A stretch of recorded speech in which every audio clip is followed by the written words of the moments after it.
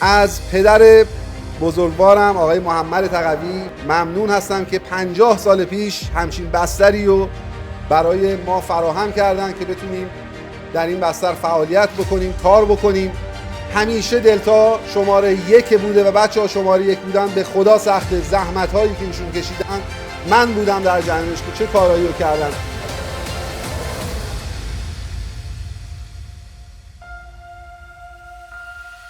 افتخار میکنم به داشتن همکاران و دوستانی مثل شما.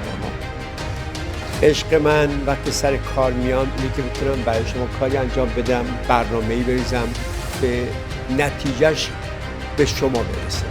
و از اینکه آژانس 5 با کمک شما مشاوران عزیز اول شده به همتون تبریک میگم و برای همتون آرزوی موفقیت میکنم.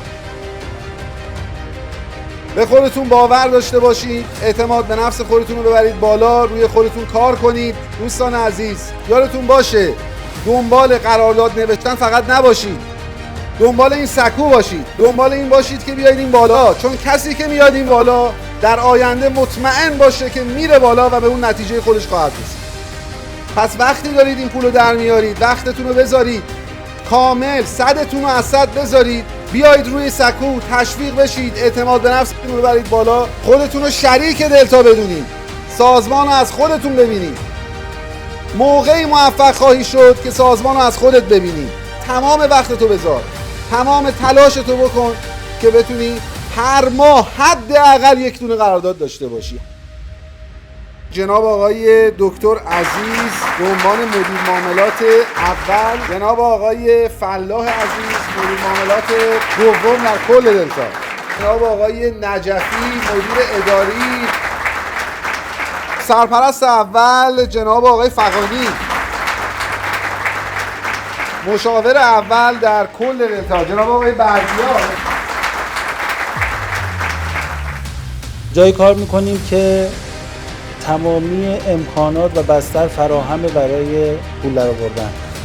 مطمئناً این حظ تولید پول و خلق ثروت حظ همه جانبه است. به یقین توی این حوزه استاد بلا منازع شخص جناب آقای تقوی است. امروزی که درش هستیم شب تولد ایشونه و میخوام به افتخار